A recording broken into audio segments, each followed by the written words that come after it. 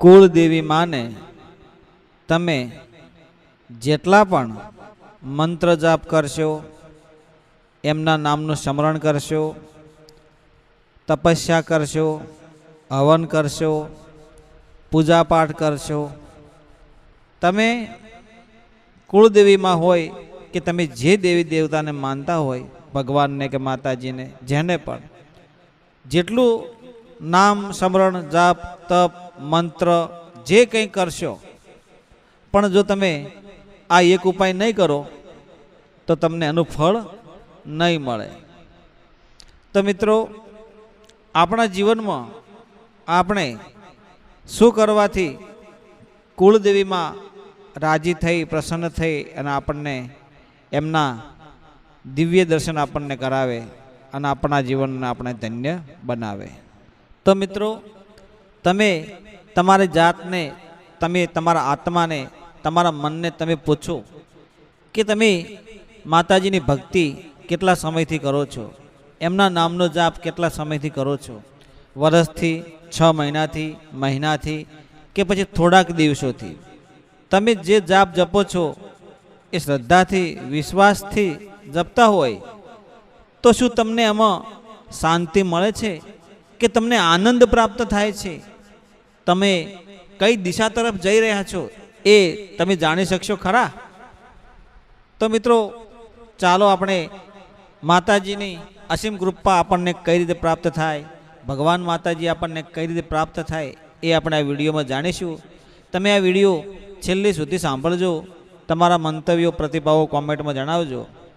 તો મિત્રો, સ્વાગત કરું છું તમારું બધાનું આપણે આ મા વંદના યુટ્યુબ ચેનલમાં.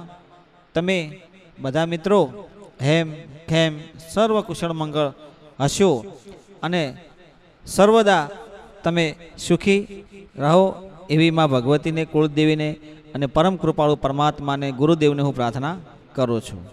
તમે ઘણા સમયથી માતાજીની ભક્તિ કરો છો, એમની સેવા દીવા અગરબત્તી ધૂપ કરો છો, છતાં પણ તમને કોઈ પણ પ્રકારની સફળતા નથી મળતી, તમારા જીવનમાં પરિવર્તન નથી આવતું.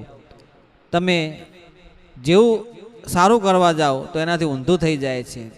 તો શું તમારી ભક્તિ માતાજી સ્વીકાર નથી કરતા? મિત્રો, કહેવાય છે કે સતયુગમાં હજારો વર્ષ, કરોડો વર્ષ લોકો નામ જપ કરતા હતા, તપસ્યા કરતા હતા. ઋષિ મુનિઓ, સાધુ સંતો ઘણા વર્ષોથી તપસ્યા કરે, ત્યારબાદ એમને ભગવાનના દર્શન થતા હતા. અને અત્યારે તો કળયુગ છે. કળયુગમાં તો ખાલી માતાજીનું, ભગવાનનું, ઈશ્વરનું નામ લેવાથી આપણું મન શાંત થઈ જાય છે અને આપણા જીવનની મોક્ષની પ્રાપ્તિ થાય છે.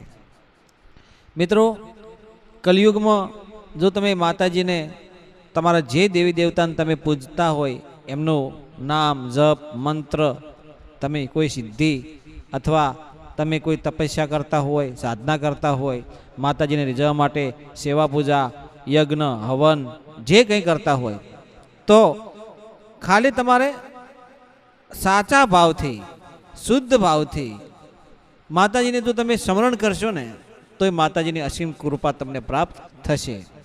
જ્યારે તમે માતાજીની માળા કરો છો, એમના નામનો જાપ જપો છો અને તમારું મન ડગમગી જાય, તમે ભક્તિ તો કરો છો પણ બહારની જે ઉલઝન હોય, જે સમસ્યાઓ હોય, તમારા ઘરમાં જે પરિસ્થિતિ હોય એમાં તમે ફસાઈ જાઓ, માયામાં ફસાઈ જાઓ કે હું ભક્તિ કરું છું માતાજીને, આટલી બધી સેવા પૂજા દીવા ધૂપ અગરબત્તી બધાનું ભલું કરવા પણ જાઉં છું, કુળદેવીમાંની સેવા પૂજા કરું છું, પૂર્વજોની કરું છું, પણ કંઈ ખબર નથી પડતી. ત્યારે તમારી ભક્તિ ઉપર તમે શંકા કરો છો તો તમને ફળ મળતું અટકી જાય છે. તો તમારે ભક્તિ ઉપર, તમારી ભક્તિ ઉપર, તમારી માતાજીની સેવા પૂજા પર તમારે શંકા કરવાની નથી કે હું આટલું બધું કરું છું તો મને ફળ કેમ નથી મળતું સારું. તો તમે જો શંકા કરશો તો તમે શંકામાં વધારે ફસાઈ જશો. પણ જો તમે માની ભક્તિ કરતા હોય, કુળદેવીની, તો એવો એના ઉપર વિશ્વાસ મૂકી દો કે માં કરે ખરું, ફળ એને આપવું હોય તો આપે અને એને જે કરવું એ કરે. પણ જો તમે વિશ્વાસ નહીં મૂકો તો ક્યારેય તમને સફળતા નહીં મળે. દાખલા તરીકે કોઈ ખેડૂત હોય અને એ બજારમાં જઈ અને કોઈ ઉત્તમ બિયારણ, ઉત્તમ બીજ લઈને આવે સર્વશ્રેષ્ઠ, અને કોઈ પહાડમાં, કોઈ બંજર જમીન હોય જ્યાં પાણી ના હોય, કોઈ એવી પહાડોમાં, ભાખરામાં, પથ્થરમાં ફેંકી દે, એમાં વાવેતર કરે તો એ થાય ખરા? ના થાય. એવી જ રીતે ભગવાનનું નામ બીજ છે, શક્તિશાળી છે, દિવ્ય છે અને ચમત્કારિક છે. અને આપણું મન અને હૃદય જે છે એ જમીન છે.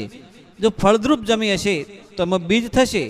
તમારું મન હૃદય ચોખ્ખું હશે, ભાવ ચોખ્ખો હશે અને ભગવાનના નામનો જે જાપ છે, જે બીજ છે એ તમે રોપાણ કરશો તો જરૂર ફૂટશે અને જરૂર ઉગી નીકળશે.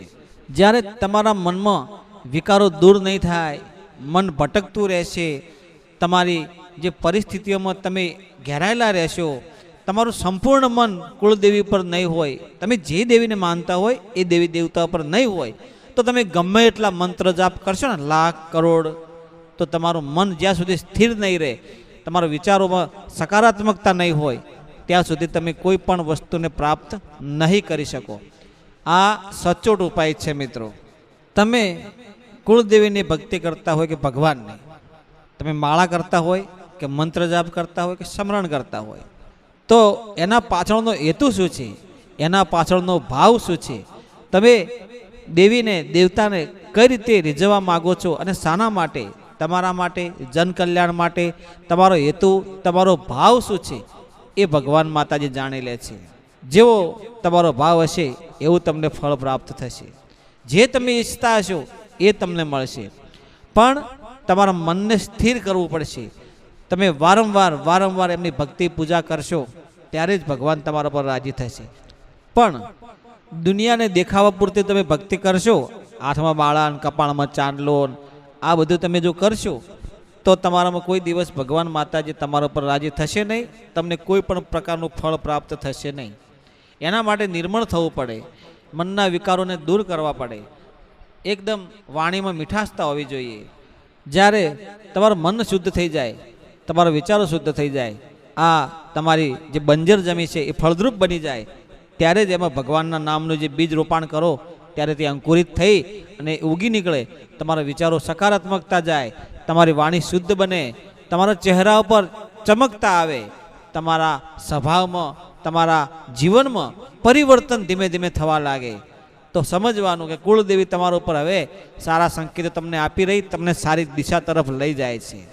જ્યારે તમારું કર્મ જો સારું હશે, તમારું ધર્મ અને તમારામાં દયા, તમારામાં ભાવ શુદ્ધ હશે, તો એ હજારો માળા કર્યા બરોબરનું એક ફળ છે, સારું કર્મ. એટલે જે કંઈ કરો એ કર્મ ઉપર આધાર છે. અને બીજું કે તમારું મનમાં કામ, ક્રોધ, અહંકાર આ બધું દૂર થાય અને આ બધી અશુદ્ધિઓથી તમારું મન દૂર થઈ જાય. કોઈની ઈર્ષ્યા, અદેખાઈ, પાપ, નિંદા આ બધી કામનાઓ છે એને ત્યાગ કરી દેવું જોઈએ. જ્યાં સુધી તમે જાગૃત નહીં થાવ ત્યાં સુધી તમારું મન શુદ્ધ નહીં થાય. અને જો મનને શુદ્ધ કરવું હોય, મનને એક જ જગ્યાએ કેન્દ્રિત કરવું હોય, તો નિરંતર રોજ પ્રયત્નશીલ રહી, સતત ને સતત કાર્યશીલ રહી અને મનને એ જગ્યાએ તમારે, જેમ આપણે ભણતર ભણીએ ને, પરીક્ષા આવે તો કેવું વાંચીને તૈયાર કરીએ છીએ ત્યારે પરીક્ષામાં પાસ થઈએ, એવી જ રીતે મનને તમે એકાગ્ર બનાવો. વારંવાર માં ભગવતી કુળદેવીના નામમાં, જાપમાં એને તમે નાખો કે તમારું મન ધીમે ધીમે કુળદેવીનો જાપ કરે, ધીમે ભગવાનનો જાપ કરે, ધીમે તમે કોઈ પણ દેવી દેવતાને માનતા એનો જાપ કરે. અને કર્મ સારું કરવા માટે તમારા મનને પ્રેરિત કરો. જેવી તમારી તૈયારી હશે, જેવો તમારો ભાવ હશે, એવું તમને કર્મ અનુસાર ફળ પ્રાપ્ત થશે. તો મિત્રો, જો તમારે પરમ આનંદની પ્રાપ્તિ કરવી હોય, શાંતિ જોઈતી હોય, જીવનમાં સુખી થવું હોય અને બીજાને પણ સુખી કરવા હોય અને ઓછા સમયમાં સારું એવું ફળ પ્રાપ્ત કરવું હોય, ભગવાન માતાજી સુધી પહોંચવું હોય, તો આ કળિયુગના સમયમાં માત્ર ને માત્ર ભાવ છે કર્મ. અને કર્મ એવી ભાવનાથી કરો, ભોળા ભાવથી, તો ભગવાન પણ રાજી થાય, માતાજી પણ રાજી થાય. જેવું કરશો એવું ભરશો, જેવું કોઈને ઠારશો તો ઠરશો. એટલા માટે જો તમે 1000 માળાઓ કરવા કરતાં તમે કોઈકનું ભલું કરવા લાગો, કોઈનું સારું કરવા લાગો, બની શકે તો ધર્મ કરવા લાગો, માતાજીના સેવા પૂજાના ધર્મના કાર્યોમાં તમે આગળ રહો. બની ના શકે તો કોઈને તમે સલાહ આપો ને સારી, તમે વિચાર તમારા સારા હોય અને તમે કોઈને વિચારસરણી સારી પ્રદાન કરો તો પણ તમારા જીવનમાં બહુ મોટું પુણ્ય પ્રાપ્ત થાય છે. તમે કશું ના કરો તો કંઈ નહીં, તમે તમારા પૂરતા તમે જાગૃત થઈ જાઓ. તમે આપમેળે તમારા મન, તમારું જે તન, તમારી ભક્તિ કુળદેવીને અર્પણ કરી દો. તો તમે જેમ સજાગ થશો, જાગૃત થશો, તો તમારું જીવન ચરિત્ર જોઈને બીજા પણ કહેશે કે ના, આ ભાઈ પહેલાં આવો હતો ને અત્યારે આવો થઈ ગયો, ભક્ત બની ગયો છે, કોઈ સારો એવો ધર્મના માર્ગે રહીને બીજાને સફળ કરવાના પ્રયત્ન કરી રહ્યો છે, તો સમજી લેવાનું તમારું જીવન ધન્ય બની જાય છે. માતાજીની કૃપા, ભગવાનની કૃપા ત્યારે જ થાય છે કે જ્યારે તમે કોઈ ધર્મનું કાર્ય કરો છો, સારું કાર્ય કરો છો, કોઈનું ભલું કરો છો, તો ધીમે ધીમે ધીમે તમારી કુળદેવી તમારા પર પ્રસન્ન થાય, તમારા જીવનને ધન્યતા બનાવવામાં કુળદેવી, તમારા ગુરુદેવના આશીર્વાદ મળી જાય, તમારું આત્મકલ્યાણ થઈ જાય, તમારા જીવનમાં શાંતિ થઈ જાય.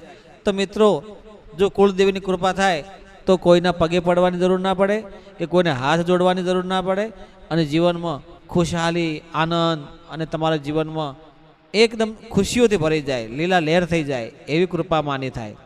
આ વિડીયો તમે કયા ગામ, તાલુકા, જિલ્લા, શહેરમાંથી જોઈ રહ્યા છો તે જણાવજો. અને બની શકે તો માનું નામ સ્મરણ, ભજન, કીર્તન, આરતી, પૂજા, પાઠ, સેવા જે કંઈ તમે કરતા હોય એ તમે કરજો. પણ જ્યાં સુધી તમારો ભાવ ભોળો નહીં હોય, તમારા મન શુદ્ધ નહીં હોય, પવિત્ર ભાવ નહીં હોય, તો ક્યારેય તમને ફળ નહીં મળે. આ વાત યાદ રાખજો. કોઈનું ભલું કરશો તો સારું થશે, જો તમે કોઈને નડશો તો એનાથી 10 ગણા તમારા જીવનમાં કંઈ થઈ શકે છે. એટલા માટે જે કંઈ કર્મ કરો શુદ્ધ કરજો અને સત્યના માર્ગ